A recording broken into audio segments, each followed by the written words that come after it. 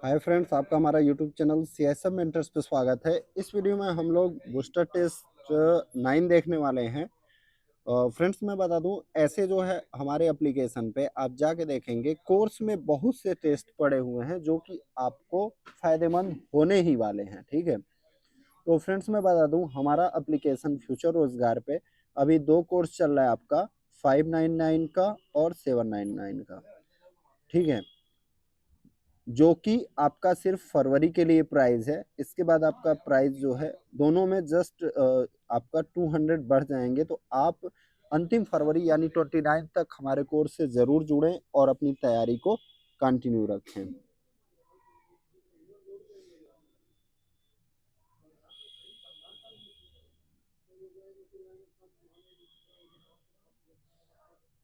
तो स्टार्ट करते हैं आपका पहला क्वेश्चन से। आप एप्लीकेशन इंस्टॉल कर सकते हैं फ्यूचर रोजगार प्ले स्टोर से। कह रहा है 10 लाख रुपए की लागत से निर्मित एक आवासीय फ्लैट का मूल्य 10% प्रति वर्ष की दर से मूल्य ह्रासित हो रहा है। निर्माण के 3 वर्ष बाद इसका मूल्य क्या होगा? A residential flat constructed at a cost of ₹10 lakhs depreciates at the rate of 10% annum। Depreciate means होता है आपका ह्रासित, यानी कि कम होना, किसी वैल्यू का क्या होना, कमी होना, किसी वस्तु के मूल्य में कमी होना। What will be its value after 3 years of construction? तो देखिए कितना मूल्य है इसका, 10 लाख है। और कितनी कमी हो रही है, 10% प्रति वर्ष कमी हो रही है, यानी 100 - 10/100। क्या लिख सकते हैं, 90/100 को हम 9/10, 9/10 और 9/10। अब देखिए 3 जीरो से 3 जीरो कट गया आपका, 9 का 3 बार मल्टीप्लाई करेंगे, कितना हो जाएगा, 729 और गुड़े 1000। हमारा आंसर क्या हो जाएगा, 729 और आपका 000। नेक्स्ट, कर 81 से पूर्णतः 6 अंकों की सबसे बड़ी संख्या कौन सी है? What is the largest completely 6 digit number? आपका किससे डिविजिबल हो? 81 से पूर्णतः विभाजित, यहाँ पे विभाजित छूट गया है, 81। तो देखिए हम क्या करेंगे, 6 अंकों का सबसे बड़ा नंबर लिखेंगे और इसको 81 से हम क्या करते हैं, डिवाइड करते हैं। एक बार हमारा क्या बचेगा, 18। दो बार 162, 7 8 में 6 गया 2।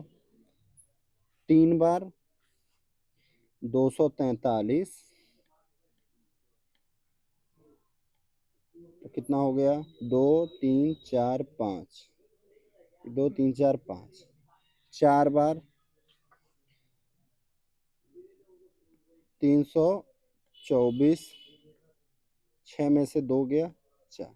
फिर 9 उतारेंगे 5 बार, 5 एकम 5, 5 × 8 = 40।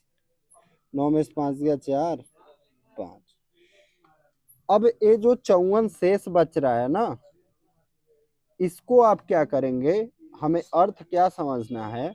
अगर ये 54 नहीं रहता तो 81 से हमारा ये 6 अंकों का संख्या पूरी तरह से डिवाइड हो जाता, लेकिन इस 54 की वजह से, 54 एक्स्ट्रा होने की वजह से डिवाइड नहीं हो पा रहा है। तो हम क्या करेंगे, इसमें से 54 जो है माइनस कर देंगे। तो माइनस करते हैं,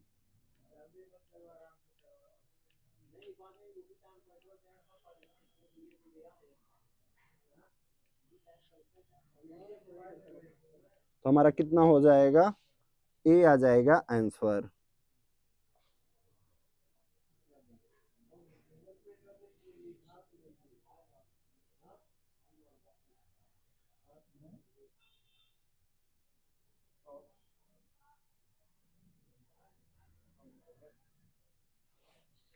नेक्स्ट, कह रहा है ए बी से 3 गुना तेज है और इसलिए बी से 32 दिन कम समय में एक काम पूरा करने में सक्षम है। यदि ए और बी एक साथ मिलकर काम करते हैं तो वह इस काम को कितने दिन में पूरा कर सकेंगे। A is 3 times as fast as B is able to complete a piece of work in 32 days less than B. If A and B work together, in how many days can they complete the work? यानी कि एक साथ काम करते हुए ए और B, अच्छा यहाँ पे लिखा है ए बी से 3 गुना तेज है, यानी ए और बी का जो इफिशियंसी का रेशियो है 3:1 का है। ए क्या हो गया हमारा, इफिशियंसी यानी कि क्षमता, ठीक है। तो जो हमारा टाइम का रेशियो होगा जस्ट अपोजिट होगा, यानी 1:3। टाइम का रेशियो क्या हो जाएगा, 1:3 का। अब मान लीजिए यह x दिन में करता है या 3x दिन में करता है। अब क्या कर रहा है, b से 32 दिन कम समय लेता है, यानी 3x और x का जो डिफरेंस है हमारा कितना है, 32 है। तो 2x का वैल्यू क्या आ जाएगा, 32। 2 से कट करेंगे 16। x का वैल्यू हमारा क्या आ गया, 16 आ गया। अब टाइम ए और बी का टाइम कितना हो जाएगा, देखिए 16 का वैल्यू रखेंगे, ए 16 दिन लेगा और बी 48 दिन लेगा। दोनों मिलके, तो हम क्या करते हैं, दोनों का एलसीएम लेते हैं। 16 और 48 का एलसीएम है 48। 16 से डिवाइड करेंगे, ये टोटल नंबर ऑफ वर्क है, यानी कितना यूनिट काम करना है। तो ए जो है पर डे कितना यूनिट करेगा, 16 से 48 को डिवाइड करेंगे 3 यूनिट करेगा। 48 से 48 को डिवाइड करेंगे, यानी बी जो है एक दिन में 1 यूनिट करेगा। तो दोनों मिल के कितना करेंगे, 3 और 1। 1 डे में इनका काम कितना हो जाएगा, 3 + 1 यानी कि 4। और हमारा टोटल वर्क कितना है, 48। 48 को 4 से डिवाइड करेंगे, हमारा आंसर आ जाएगा 48 डे। नेक्स्ट कह रहे हैं एक बेलन का आयतन ज्ञात करना है आपको, जिसके आधार का व्यास 20 सेंटीमीटर है और उसकी ऊंचाई उसके आधार की त्रिज्या की 2 गुनी है। Find the volume in centimetre.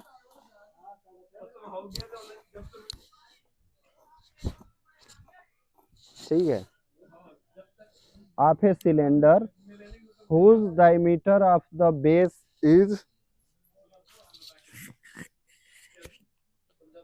20 centimeter and height is twice the radius of its base। Vyas 20 centimetre है तो त्रिज्या कितना हो जाएगा, 10 सेंटीमीटर।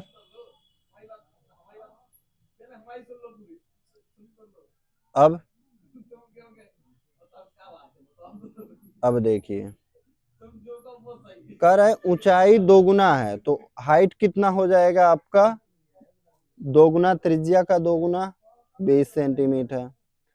फार्मूला निकाल देंगे आयतन का, बेलन का आयतन का फार्मूला क्या होता है, पाई r² h।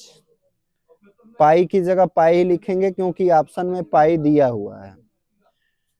r², r का वैल्यू 10 यानी 10 × 10, h का वैल्यू तो 20।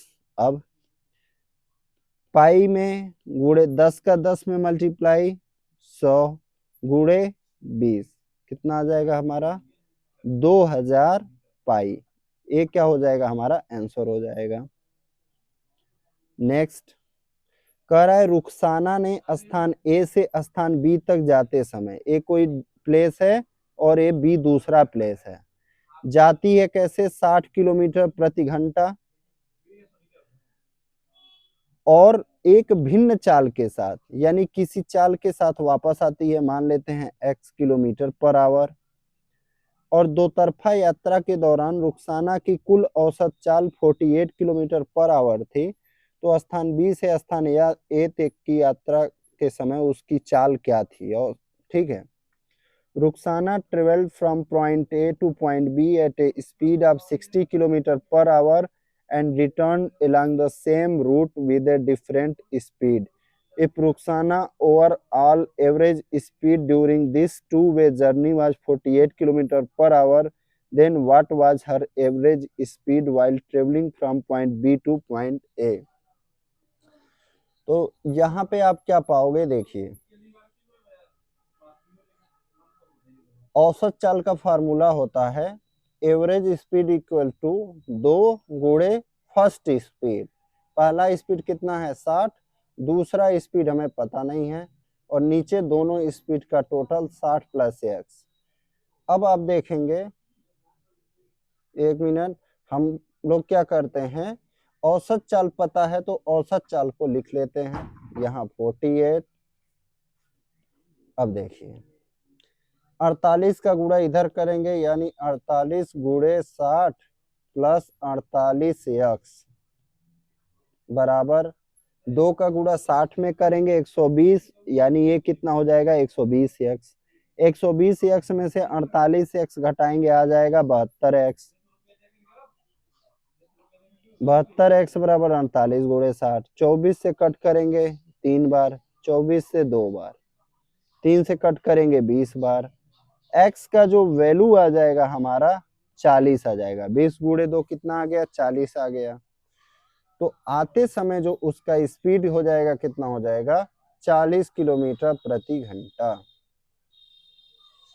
नेक्स्ट क्वेश्चन, 108 किलोमीटर प्रति घंटा की चाल से चलने वाली बस 40 सेकंड में कितनी दूरी तय करेगी? हाउ मच डिस्टेंस विल ए बस travelling at 108 kilometre per hour cover in 40 second? तो आप क्या कर सकते हैं, हमें क्या बताना है, डिस्टेंस बताना है। तो दूरी बराबर चाल गुणे समय, तो हमारा समय सेकंड में है तो चाल को भी मीटर पर सेकंड में बदल लेंगे। तो डिस्टेंस बराबर किलोमीटर प्रति घंटा को मीटर पर सेकंड में बदलने के लिए 5/18 का मल्टीप्लाई करते हैं, तो कर देते हैं यहीं पे। ये हमारा स्पीड हो गया मीटर पर सेकंड में, और समय हमारा 40 सेकंड है, 40 का गुणा कर देते हैं। 18 से कट करते हैं 6 बार। डी का वैल्यू जो है हमारा कितना हो जाएगा, 6×5 = 30, और 30 का गुणा 40 में करेंगे, हमारा कितना आ जाएगा, 1200 मीटर, यानी 1 किलोमीटर 200 मीटर। नेक्स्ट क्वेश्चन, दो लंब वृत्तीय बेलन की त्रिज्याओं का अनुपात 2:3 है। यदि उनकी ऊंचाइयों का अनुपात 5:3 है तो उनके आयतनों का अनुपात ज्ञात कीजिए। The radii of two right circular cylinders are in the ratio 2:3। If the ratio of their heights is 5:3, then find the ratio of their volume. तो मान लीजिए आपका पहला जो बेलन है सिलेंडर S1, दूसरा है आपका S2। तो फार्मूला रखेंगे पाई, पहले का आपका क्या, त्रिज्या 2 गुणे 2, और पहले का ऊंचाई 5, दूसरे का त्रिज्या पाई गुणे 3 और गुणे ऊंचाई कितना है, रेशियो 3। पाई से पाई कट गया, S1 और बटे S2 कितना जाएगा, 2 दूनी 4 पचे 20, और नीचे हमारा आ जाएगा 3 त्रिक के 9 त्रिक 27, यानी इनका रेशियो आ जाएगा वॉल्यूम का 20 और 27 का। नेक्स्ट, करा एक वस्तु 10% की छूट पर बेची जाती है और नगद भुगतान करने पर 40% की अतिरिक्त छूट भी दी जाती है। यदि अनीता इस वस्तु को 2700 रुपये नगद भुगतान करके खरीदे तो वस्तु का अंकित मूल्य कितना था? An article is sold at a discount of 10% and an additional discount of 40% is also given on payment of cash. If Anita bought the article by paying 2700 in cash, what was the market price of the article?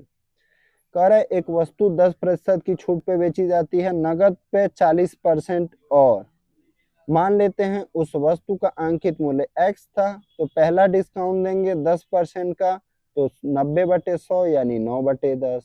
दूसरा discount 40% का, यानी कि 100 - 40 60/100, 3/5 लिख सकते हैं। अब value कितना हो गया, 2700। ये आपका 5 है नीचे, ध्यान दीजिएगा। तो 9 त्रिक 27, इसको कट करेंगे आपका 100 आ जाएगा। x का वैल्यू कितना जाएगा, 10 का मल्टीप्लाई 5 में 50, 50 का गुणा 100 में, हमारा आंसर कितना हो जाएगा 5000। नेक्स्ट